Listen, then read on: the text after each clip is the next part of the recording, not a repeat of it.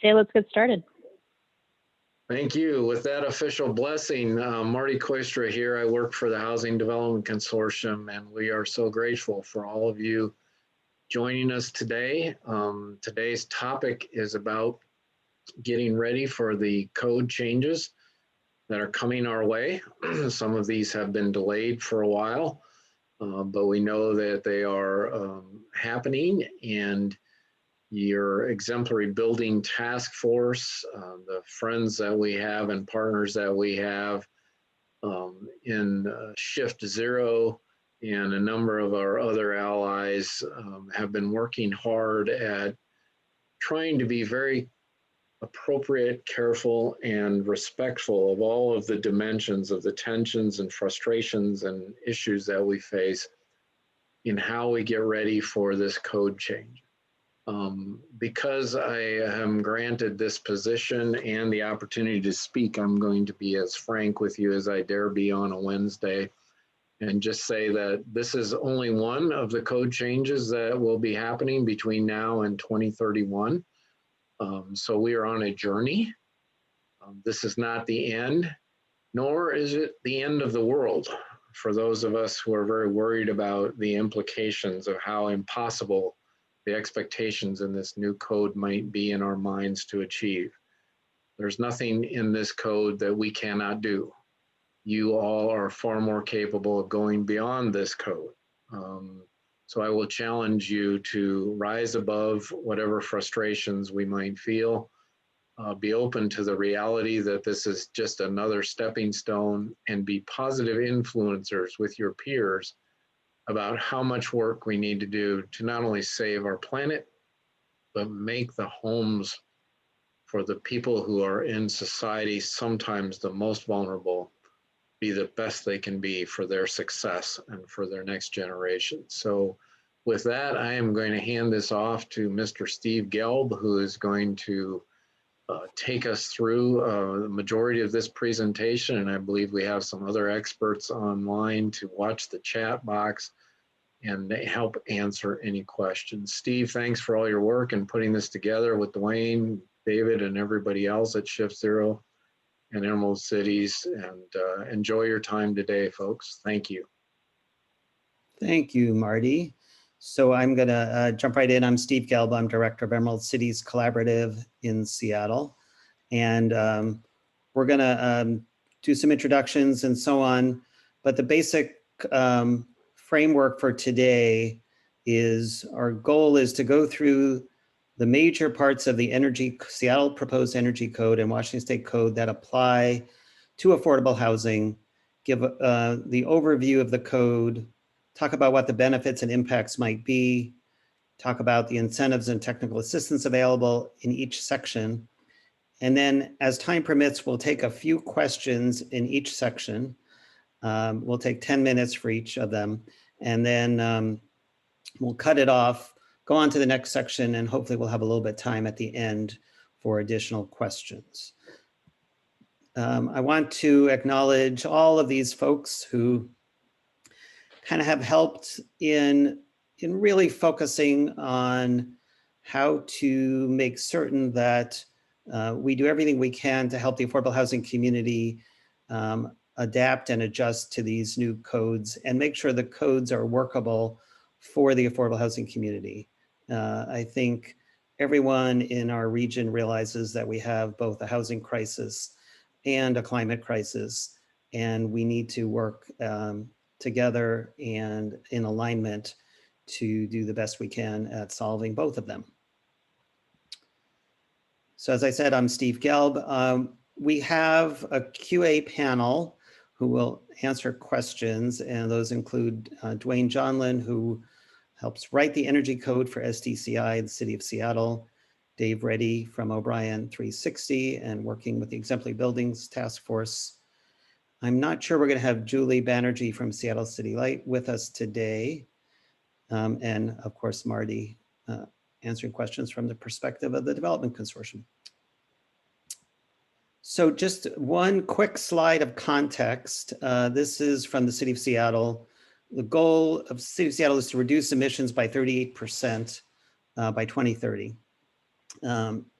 And since Seattle adopted this as part of its climate action plan, emissions have declined 13%.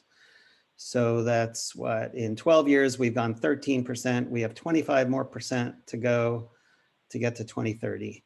And the goal of the city is to have zero emissions overall by 2050. So this is, as Marty said, part of a journey. And building codes are one part of this effort, as well as a number of the other points you see here. So that's what we're doing and why we're doing it. So a little bit about the timeline for the energy code. So currently this code is a proposed code. It will be considered by the city council in January. There'll be an introduction this month, but the consideration of vote will be likely in January. The Washington State Code has been approved, the 2018 code, and that will go into effect February 1 of next year. And if the Seattle Code is approved, we are told it likely will go into effect March 15th. That's the latest date we have. And a few of the provisions specifically around hot water and space heating are in the code would not go into effect until January 1, 2022. So those are about a year beyond that. I also want to share that all of the information you're hearing today, we've compiled into a transition guide that we will send to all of you after the presentation. So it goes through a very, very brief overview of the code, but also, as I said, the benefits, the costs, and some of the incentives and technical assistance available. So look for that in your inbox after the presentation. So without further ado, I'm going to jump right into what is happening. This first area is from the Washington State building code, and that goes into effect, as I said, next year. And this is a requirement for balanced ventilation with heat recovery. And the requirement is to supply continuous, fresh, filtered outside air and exhaust polluted indoor air while recovering the energy from the exhaust air to temper the outside air coming in. So how do we get fresh air to all units without losing any excess energy, or preserving as much as we can? And through the exemplary building program and other examples, a typical building we think is around $3,000 to $4,000 per unit premium cost to enact this. But the benefits are really significant, and these are often difficult to quantify, but it provides fresh air to all the living spaces. Hopefully people open windows less if they have fresh air through heat recovery. It will improve moisture control and reduce maintenance costs and extend building life. This is probably the greatest financial benefit. If your buildings last 10, 20, 30% longer, then we're talking millions and millions of dollars, but often this is kind of overlooked in the kind of standards we're moving to in our buildings. And the heat recovery ventilators will capture between 60 and 80% of the exhaust heated air, so giving fresh air while saving energy. And outside air is filtered to some degree, depending on the system, is what level of filtration you can have, but that helps reduce the impact of particulate matter from general pollution and fires and other things. Some of the work done by the Seattle Housing Authority found over a 50% reduction in asthma hospital visits when they've implemented these systems in their buildings, and they're fully committed to these systems in all of their buildings for that reason. So this is about tenant health, safety, comfort, etc. And I'll just point to a few of the resources available for helping out with this. The Exemplary Building Program is a group of folks, engineers, architects, developers, and so on, that have been meeting for a couple of years with the intent of sort of demonstrating and piloting buildings that will be needed to meet future codes. So the result is a series of guidelines or best promising practices in many areas. And a lot of those align directly with this code. So the task force will be publishing a balanced ventilation guidelines in the next few weeks. They're almost final now. And that will offer examples and alternatives for meeting these balanced ventilation requirements based on actual work that's been done and lots of experts getting together. Also will be guidelines around early integrative design. And in this area in particular, where the systems potentially go through the entire building, building it in early is going to be critical. And as you'll see, that's a common theme throughout all of these measures we're trying to do to improve buildings and meet code. My organization, Emerald Cities Collaborative, will be sponsoring some trainings next year. And currently we're assessing where the greatest needs are, whether it's in the design area or in the actual construction and implementation. But those will be focused, one of them will be focused specifically on balanced ventilation and heat recovery. So if you have input on that, we'd love to hear it. Once it's code, Seattle City Light cannot provide incentives. However, Seattle City Light has some programs that provide incentives to meet certain building standards, such as LEED, ILFI, and others. And most of those require low energy use and basically heat recovery and balanced ventilation. So this will help buildings qualify for these incentives, although they're not directly incentivized. So that is our first section, and I'm going to stop here to see if there are questions. We have a lot of people on the line, so trying to think of the best way to do this. We can perhaps go into the Q&A. Is that the best thing? Lauren, do you have a suggestion? Sure. Folks can throw questions into the chat. Just shout out if you have a question. Any questions? There is a question from Ellie about SCL incentives. Would they be applicable for existing buildings? I don't know. Most SCL benefits they have different incentives for new and existing buildings. I think generally the buildings, the incentives that apply to the building standards are for new construction. But if anyone has more information than I do, let me know. Yeah, this is David. I mean, if it's considered a substantial alteration, it would the general rule is that it has to be brought up to meet the current energy code, and therefore be kind of more considered like a new building in terms of incentives. But if it's an alteration or retrofit that doesn't trigger that, then yeah, often it's a different incentive calculation, and they would be available even if the new construction code would require it. However, could I just chime in? This is Dwayne. Seattle City Light has all kinds of incentive programs, and they're often undersubscribed, and they would be eager for you to come in with your proposed energy upgrades for existing buildings to talk about whether there's whether they've got an incentive program for you. I think they probably do. And that would be something I've heard from them, that they would like you to contact them early and would like to work with you at providing as many incentives as they can from all their programs. Any other questions?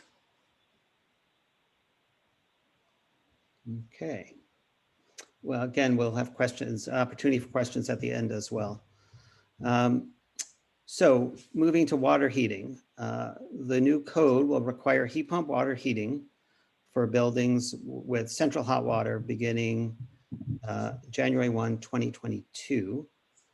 And heat pumps generally in multifamily affordable housing can be typically either centralized system or grouped by stack, or in some cases semi-centralized with two systems throughout the building. There is some high performance equipment available now. One of the examples is the Sandin units you see in the photo, and more equipment is expected to come to market in 2021. So part of the reason for the delay to January 1, 2022 is the understanding that there are examples of these systems being used, but they're not used extensively in the market, and this year will give an opportunity to do that. And the operating costs with the efficiency of advanced heat pumps being about 3 times as efficient as natural gas or electric resistant, the operating costs are similar to natural gas. There is a premium cost on equipment, typically between $500 and $1,000 for the modular type system you see here that can be used in multifamily. For larger multifamily and high rises and so on, the premium would likely be larger, up to $2,000 in some cases. And the benefits of the heat pumps for hot water are, as I said, a third. They use a third of the site energy as electric resistant or fossil fuels, so great energy reduction. In some cases now, we can move to an all electric building, which eliminates the cost of adding gas to the building and the monthly service charges and so on for gas. As I mentioned earlier on, Seattle is moving toward more and more restrictions to reduce greenhouse gas emissions. And there's a possibility that gas will be more and more difficult to use, if not impossible sometime in the future. So having all electric now prevents and protects from the possibility of stranded gas assets and need to change over later. Another benefit is the CO2 refrigerants used in many of these newer advanced heat pumps have very minimal climate impact. They have a greenhouse gas potentials impact of 1 compared to other refrigerants, which are 500 to in the thousands of the impact on the environment. So we have a very climate-friendly refrigerants available. Of course, there's no direct emissions from the units, and Seattle City Lights electricity is already carbon-free. So that is a huge benefit. And finally, the ESDS required optional savings, as well as scoring points for the Washington State Housing Finance Commission tax credits is available for these measures. So just by complying with the new Seattle code, you will score points in those systems. And I'll point to a few resources. The first is Seattle City Light can offer incentives until the code goes into effect. And so there are currently incentives of $350 to $500 per unit available until the code goes into effect in 2022. And this is a great opportunity for developers, contractors, builders to start using these new technologies so that they're familiar with them when at a point when they have to use them. And these incentives help cover the premium cost of those units. And hopefully we can all work together driving down those premium costs. The exemplary building program also has a domestic hot water systems guideline, and that includes both heat pump systems, but also water distribution system and guidelines. So by combining the reduction of the use of water and loss in distribution, heat loss in distribution and water loss in distribution, it may allow for smaller systems, more efficient systems, and further reduce the cost of water and water heating. Emerald Cities will also be looking to do a specialty training on these systems, again, either design, installation, and or both. And the last piece is that, you know, we're very fortunate to have Ecotope in our region that really is national leader in researching and providing materials for these systems.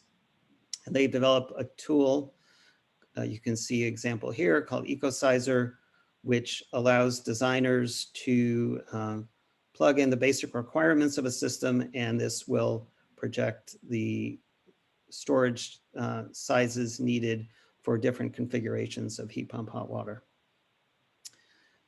Takes the mystery and out of this for those who are less familiar with the design of these systems. So I'm going to stop there to see if there are questions about heat pump hot water heating. And Steve, could I just give you a brief little clarification? Those dates, the dates that Steve has mentioned, like January 1st of 22 and like that, are the dates of the permit application. So as long as you're in before one of those dates, then you're golden throughout your whole construction process. Thank you, Dwayne. Questions?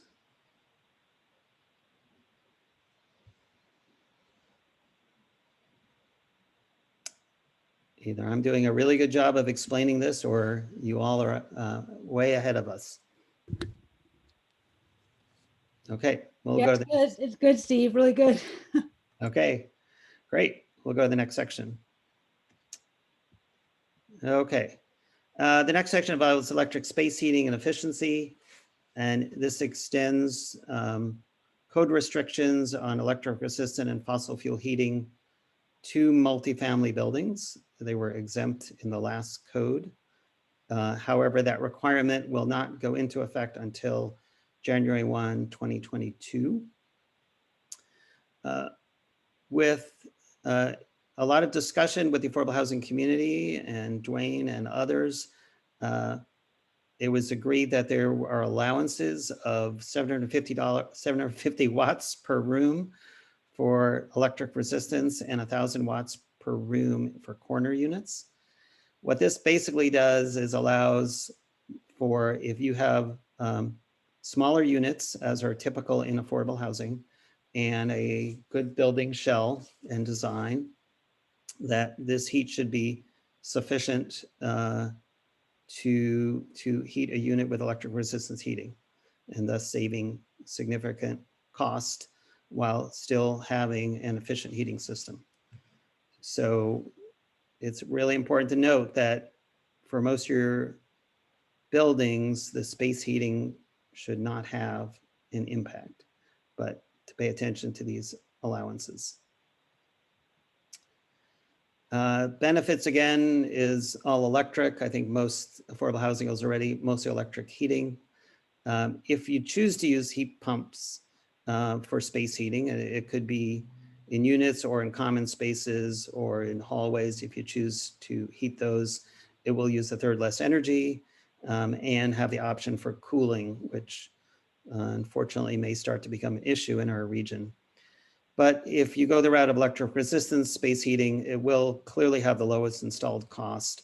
And as I said, with a good envelope and balanced ventilation, it will still have low heat loads and low burden on either the building owner or the residents who are paying for the heat. And resources are, heat pumps will qualify for additional ESDS points. And Seattle City Light, if you choose to improve the buildings above code, may have incentives available they are updating their incentives because every time code changes, they need to relook at them. They can only incentivize for things above code. So since there aren't many impacts here of space heating for affordable housing, I'm going to skip to the next section. Solar energy also has minimal impact on affordable housing.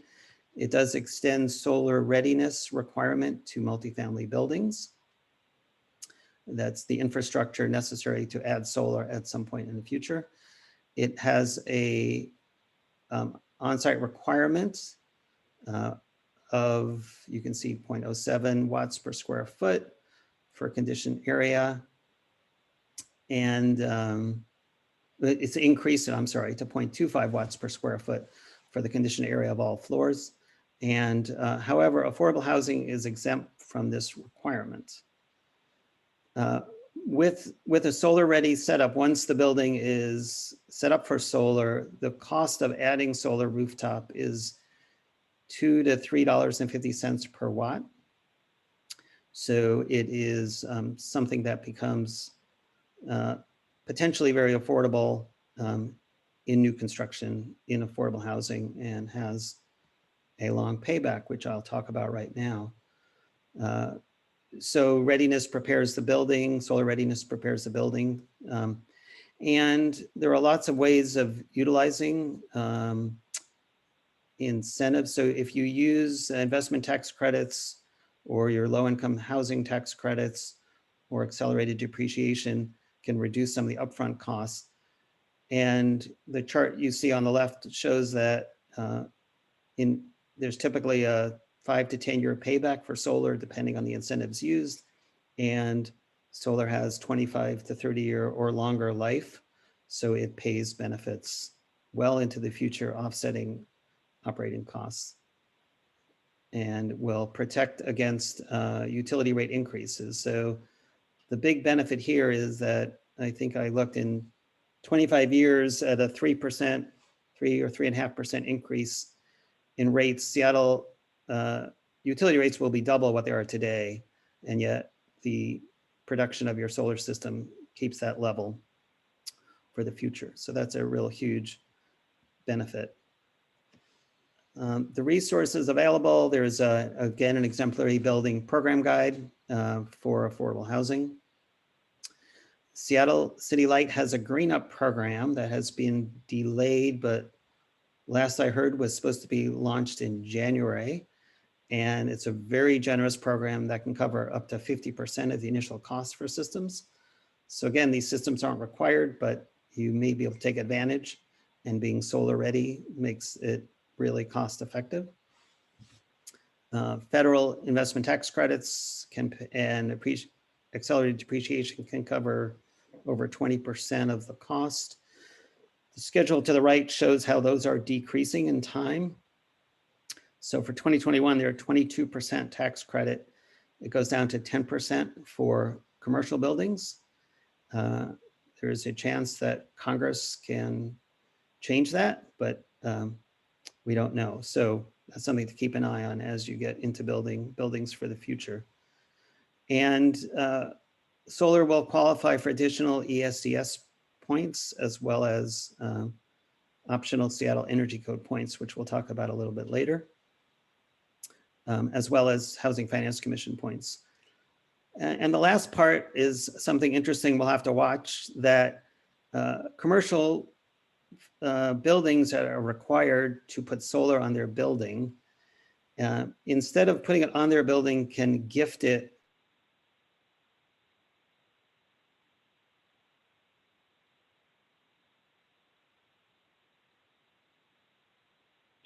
Steve, I accidentally muted you. Am I unmuted now? I'm sorry. Better? Yes, I was admitting someone. Okay. I apologize. So I guess I'm talking too much. So this gift provision, say, for example, if someone wanted to put a rooftop deck and didn't want to use any of their deck rooftop for PV, can instead install the required amount of PV on another building. So we don't know how that's going to work, but it could be an exciting provision to get PV on your buildings. And I think oops. So that is it on solar.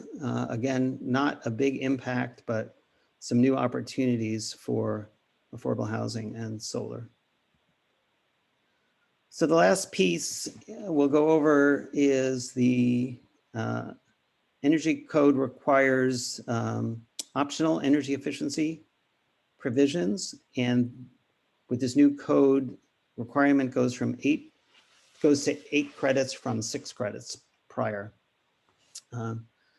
And you can see the chart on the right just shows all the different uses of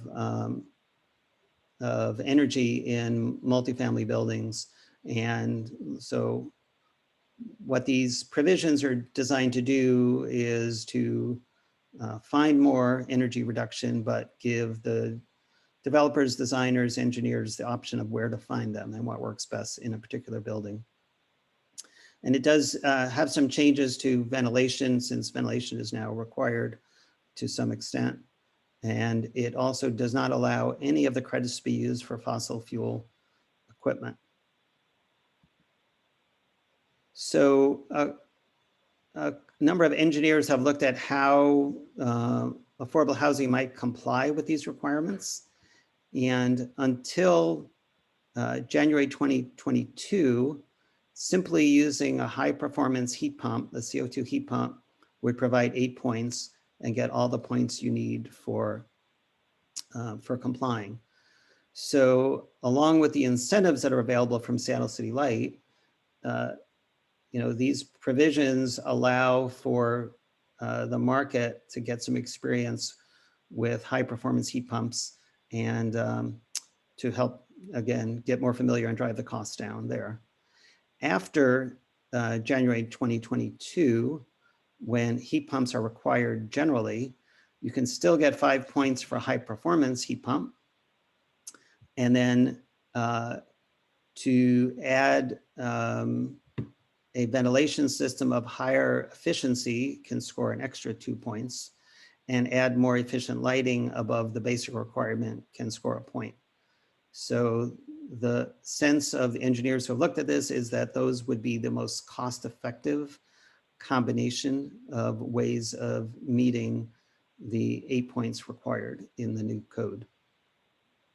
Other options are adding solar, which is now scalable from 1 to 3 points, depending on how much solar you add. So again, that has a long-term return as well. Option is to go to even higher performance outdoor air system to get 4 points.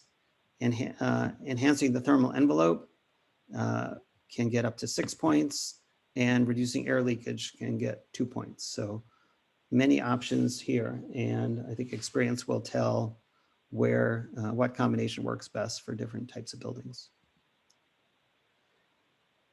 And the benefits of energy efficiency broadly, as I was researching this, I found the chart on the right, and I think sometimes we forget about all of the benefits. We tend to think about energy performance, but we don't think about mitigating the long-term risk and improving safety of buildings and the quality and long-term durability of buildings and so on. So there are really lots of benefits. Many of them are indirect and hard to measure, but are there just the same. With efficiency improvements, they do provide savings, and they may pay for themselves over time, or at least pay for part of the investment over time. So unlike other kinds of code requirements that don't have a payback, energy efficiency does. Again, if we go to all electric buildings, it reduces the cost of gas system infrastructure and ongoing basic fees for natural gas. And finally, if you go the route of choosing advanced building shells, it will enhance the life of the building and the performance of the building as well. Seattle City Light has some incentives available for again, provisions above code for lighting, windows, and insulation. The exemplary buildings program has a wall assembly guide, which provides for an advanced shell as well as cost reductions on how to build a shell most cost effectively. And again, all the other energy efficiency measures that are available from heat pump hot water and advanced ventilation we talked about earlier. So again, you can align certain incentives or technical assistance with all of the energy efficiency measures. So I'm going to stop there and ask if people have questions on this section or any of the sections we've covered for Dwayne or David or any of our other experts who are on the call.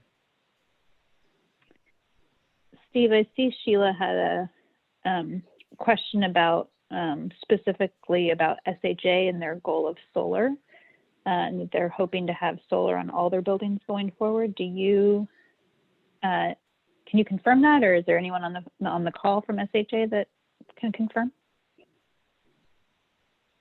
I cannot confirm. David, you do some work with them. Well, I know their upcoming project at Yester Terrace will have quite a large system on there, taking advantage of the incentive you pointed out from the Green Up City Light program. But I'm not sure if that's that's going to be across the board.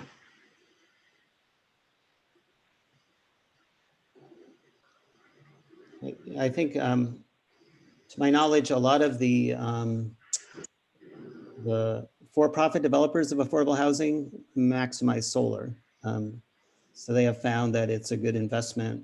It scores points that they want to get and so on. So, and when you work it into, when you do it as a new building and work it into your financing and your tax credit investors take the tax credits, it's a pretty standard thing to do on affordable housing. So it's probably something we should look at perhaps more seriously because it has such a good long-term payback. This is David again. I did want to just explain, I did throw out a link to a report on what are called monoblock heat pumps, just kind of talking about the technology. That's a newer technology that is anticipated to come to the market hopefully next year that could make heat pumps in apartments more accessible in terms of cost and constructability. So just something to be aware of. And I'll put another link in the chat box here that has a link to a web page with that report, but other ones as well with more background information on like CO2 heat pumps for water heating that people might find useful.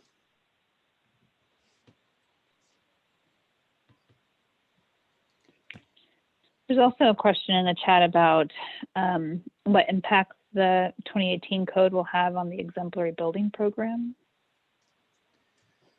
Oh, that's a good question. That's the one I should be able to answer, but can't. So where we're headed for the exemplary building program is to look at how to help folks implement some of the measures that have been pioneered in the past year. So how to further use them, both the things here that comply with code, but some things that may go beyond code and be very beneficial as well in Seattle. The other thing we're looking at for the program is focusing beyond Seattle. Don't forget, these are Seattle code provisions for the most part. And in the rest of King County, they're not required. So yes, they will likely be required at some point in the future. So to sort of spread the word and find examples of how we can implement and pilot some of these efforts outside of Seattle, work with Puget Sound Energy and King County government at moving forward on that. So, yeah, we believe that some of the work done in the exemplary building program has helped prepared Seattle for these changes, and our goal would be to do the same for the rest of King County.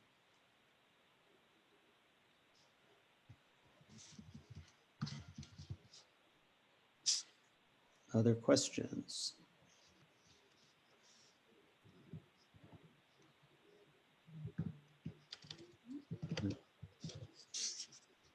Lauren, you seeing anything else? So just a reminder, the Exemplary Building website as part of the Housing Development Consortium site is available. Please check back frequently. A lot of the guides we've been working on will be published this month. I think our goal is to have pretty much all of them done by the end of the month. So it's an evolving platform. We're also working on some case studies and technical briefs that will be added there as well. And Seattle's STCI website, Dwayne, I think we'll have updates as anything changes at your end. Is that correct? Anything you want to add there? That's correct. The latest version, the draft is posted right now, and we've got several dozen changes in there that are a result of stakeholders like you, like calling me up and saying, hey, you didn't notice this little problem here. And so things you see, give us a call.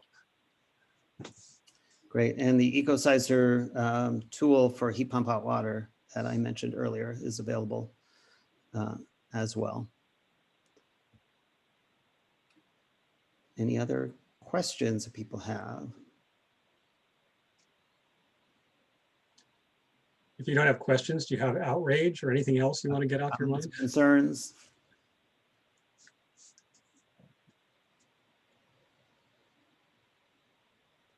Okay.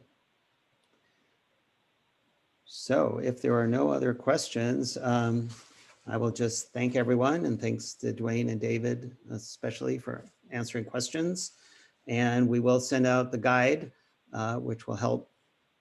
You'll be able to refer to that with anything you didn't catch in your notes listening today. So one last call for questions, and if not, we'll give you all 14 minutes of your day back.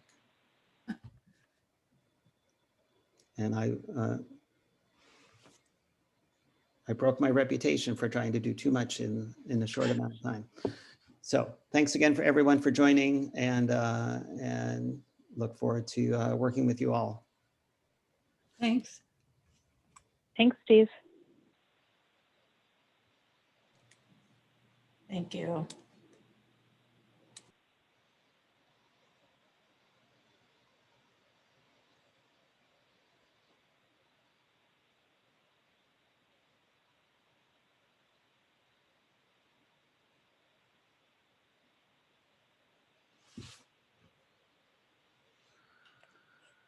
It seemed to go okay, All Lauren. right. Yep, that was great. I guess we've done a good job of letting everyone know what's happening.